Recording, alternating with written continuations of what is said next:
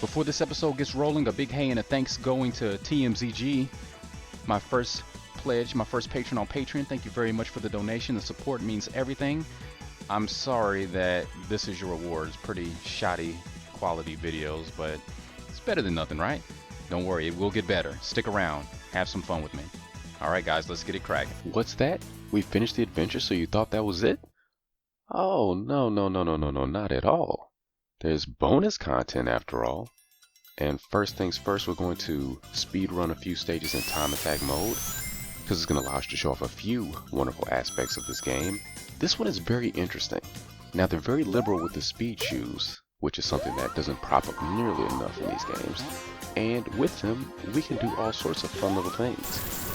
Because it doesn't just increase your speed, it increases your agility, as you can see here, which allows us to bypass most of the stage very easily. And with that, we can clear it in under 30 seconds. Fantastic, right? Yeah, definitely an area that this game does not get enough credit in. Typically when people think about the fastest classic Sonics, they're thinking of Sonic 2. That's usually the first one. But no, I think Sonic CD has many more instances where you can go quickly. Sonic 2 has a few set pieces, like Chemical Plant and whatnot, where you're really going quickly, but overall, I don't think it can compare to this one. And the wonderful thing about Sonic CD speed, in most instances, it's up to you to make it happen. It's not just boost pads and things like that. But yeah, it's all about the speed shoes. Time attack mode is so wonderful for this reason, because you get a chance to really learn the layout of the stages. See, this took some practice, but I did some exploring, found out where the best speed shoes were to get the best time, and just showing that off here. And there's just so many elements to all of these stages, and as you can see, and as you already know if you've watched the playthrough or played this for yourself, every level is unique, it has its own set pieces, its own look, its own environments, its own flavor really. Very distinct, very appealing. It's like they have their own personality. And it goes a long way into cementing this game as something memorable and long-lasting. And I think that adds to a lot of the love that this gets from those who do feel that way. Because again, this isn't for everybody. It does a lot of things differently. And some things it does better than others, which is why I can understand why some folks don't really care for it as much. But I think it's also easy to see why some folks care for it as much as they do. It's definitely one of my personal favorites still to this day. Not quite as high as it was, but you know, we change with time, but it's no knock against the game here.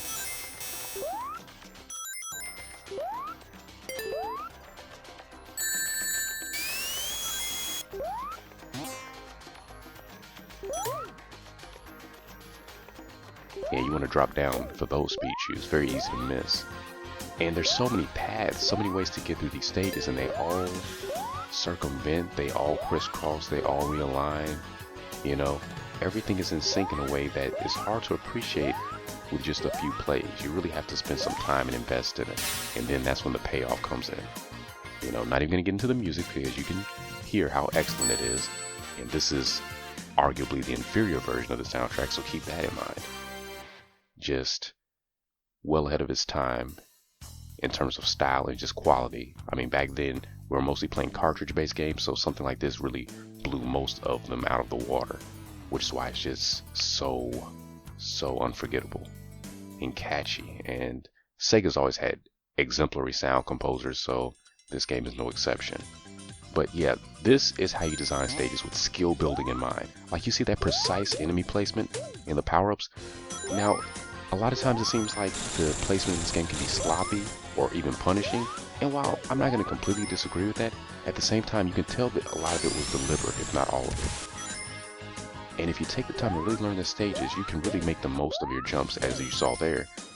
And you can attack enemies off screen confidently because you know that they're going to be where they were last time.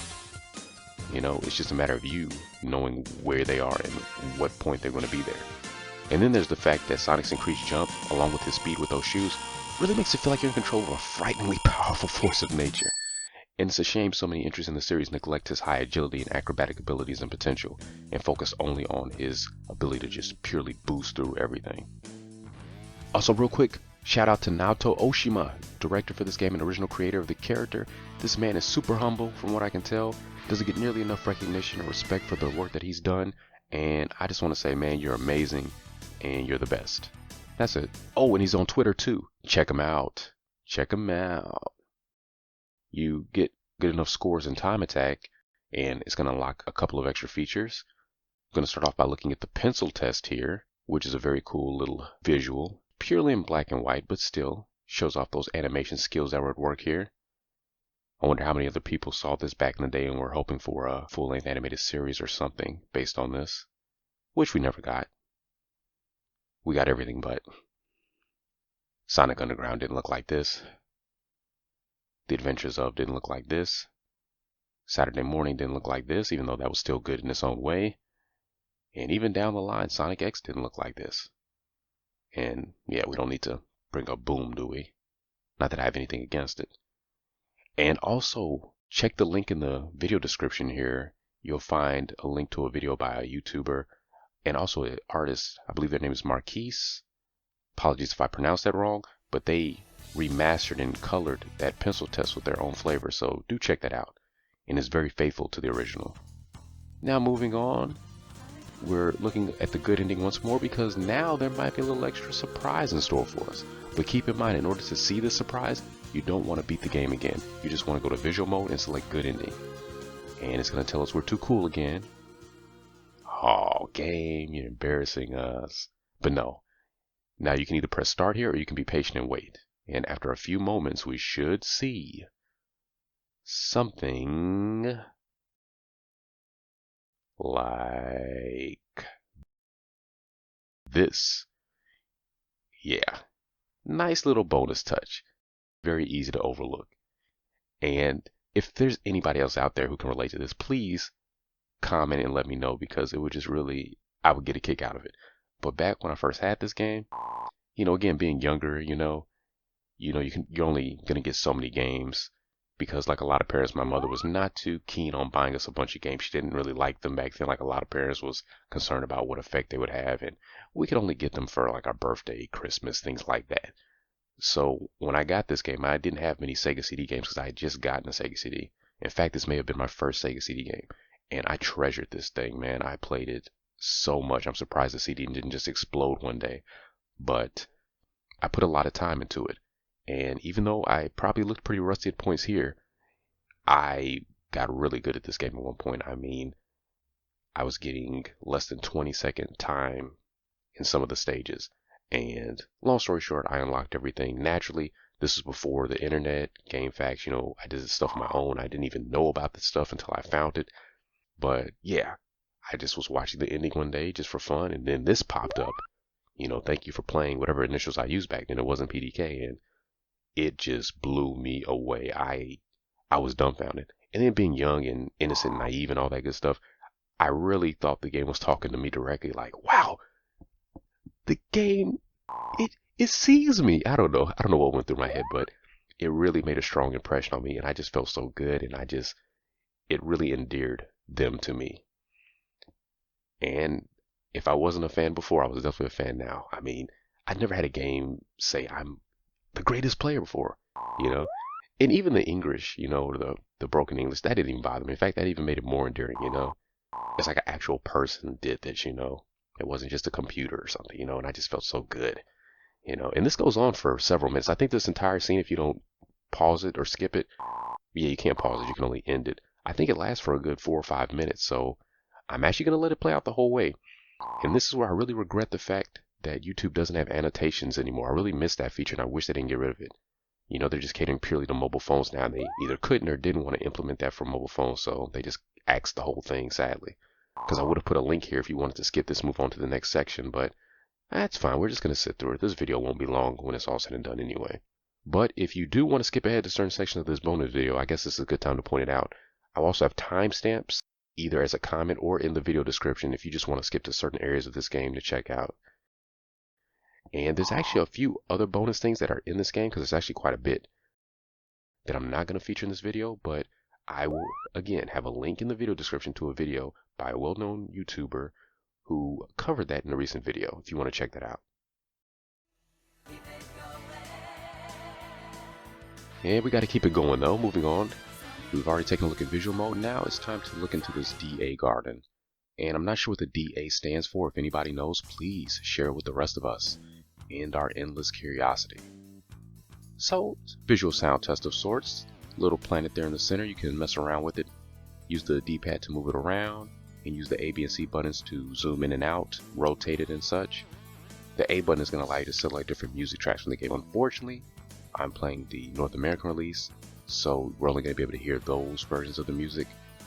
If you're playing the Steam version, which I'm not going to do today, I'm pretty confident that you'll be able to do this for the original soundtrack. I'm hoping, because I don't want to take too much time up, just want to show off a little bit. Because there are other bonus features in this game, or I'll just say Easter eggs, that I'm not going to take the time to show off, but there will be a link in the video description with a recent video from a very popular YouTuber who goes into it. You know, Creepy Sonic, probably the Batman Sonic, for those of you who remember that. It's basically just almost like unlockable or hidden art content, portraits and things like that, CG. You know, that's all. Just stills. So that's why I'm not going to bother, because you have to input certain codes in order to unlock them. And I don't remember those codes. Now I could be, you know, not lazy and just look them up really quick. I'm sure that information is on GameFAQs and things like that, but not going to bother. So, again, you can listen to all the music in the game while you relax to the lovely splendor of Little Planet. And I don't remember volcanoes. Did we come across volcanoes? Maybe there was some in the background somewhere and I just didn't pay attention. But I'm pretty sure that's supposed to be the planet that we were just on, because again, that was separate from where you usually trek in Sonic games, which is maybe one explanation for why it's so, what's the word I'm looking for? So psychedelic and so abstract, both in terms of colors and terrain. But again, I think that also adds to the appeal for it, and it really makes it stand out among a very colorful series. You know, Sonic has had some very striking stages across the course of its history. So while this is going on, let me just take this moment to briefly run across some few updates. First things first, as of the time of this recording, it has been announced that Sonic Mania will be delayed for PC players, which includes myself, until pretty much the end of August. And that's only if they don't delay it again. I mean, I'm not going to go into the details of why I personally think it got delayed. They said optimization. I don't buy that. I think there's some other motives behind it, and not particularly noble ones. I don't think they're being completely honest here, and I'm not gonna lie, I'm a little bothered by it. I mean, I'm all for delays for the right reasons, you know, make sure that everything's on par, but I think it's already there. I don't think that's the issue, because if it was really that behind, you're telling me that all the other versions are good to go, but not the PC of all things. I mean, this can't be that complex of a game. But anyway, I'm not gonna get into it. Bottom line is, it is delayed. It's gonna be very terrible, because I'm sure a lot of you can relate to this. You know, there's already tons of spoilers going out, and it's been tough to avoid them while still visiting the same things I like to visit. And I've actually had to temporarily unsubscribe from some channels just because I don't want those recommendations popping up or notifications, because even the thumbnails will spoil things for you. You don't even want to see it, and you can't help it. Your eye just goes that direction, and oops, oh, that's in there. Great, I want it to be surprised, but never mind. So, yeah, that's what's going on there. So yeah, that's been delayed, and it's a shame, because I really wanted to be there day one with maximum coverage, but it's fine, it's fine. All things happen for a reason, and I have to trust it's a good one. That's where I'm at with it. But moving on, it's nice to see Sonic back in the limelight for the right reasons again, you know, and it's funny, there has been a bit of a low-key Sonic renaissance going on, I feel like, not just with the main games, but, you know, in the community at large. It seems like a lot of people have really started to appreciate what the series has done and what makes it unique and distinct in its contributions to the industry. And you see a lot more games with that influence in a very direct way. I think the biggest and brightest of these games include Freedom Planet, which is going to have a sequel coming out soon. If you guys haven't checked that out, please look into it. It's a very fun game, available on several systems, including PC. I have a no commentary playthrough up of it as well if you want to check that out, just to get an idea of what the gameplay is like. It's like a more combat-oriented Sonic. It's like Sonic slash a Mega Man or Gunstar Heroes with its own take on the genre, but it's very good. And there's some other ones that came out recently that I haven't really gotten a chance to look at in depth, like Spark the Electric Jester, something like that. I know Some Call Me Johnny covered it, but there's some other ones that I'm missing. Also, I realized that there's so much to this game that I'd like to discuss that I thought, you know what, maybe I should do a Gaming Masterpieces for this. And if any of you are not familiar with my Gaming Masterpieces videos, please, there should be something on the screen you want to click and check them out. I'm very proud of those, and there's going to be more on the way. It kind of had to take a break from it, but I'm actually working on one right now, which will hopefully be up before the summer's out. We'll see how it goes. But yeah, I'd like to do one for Sonic CD now, because playing this again, it just really built my appreciation for it even more. I saw so many aspects of it that I overlooked or took for granted when I was younger, because, you know, you're not really thinking analytically at that point. But there's a lot to talk about, and a lot of reasons to justify its place as a masterpiece. But please, if you're interested in that, let me know. This is where feedback comes in. This is the power of your voice at work. So don't be bashful. And on that note, I think that's about it for what I want to show today. I hope you've enjoyed this series. It was really fun revisiting Sonic CD. So guys, thanks for giving me an excuse to do that.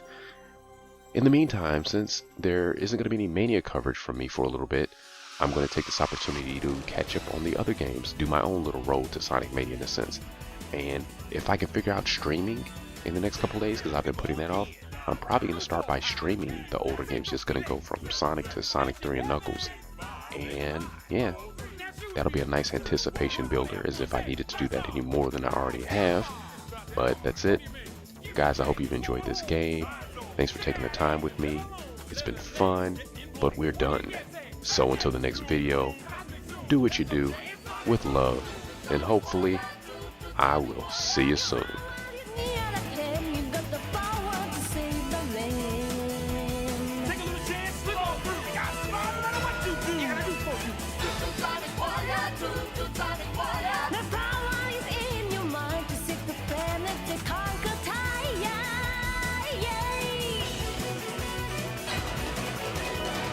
Sonic Boy.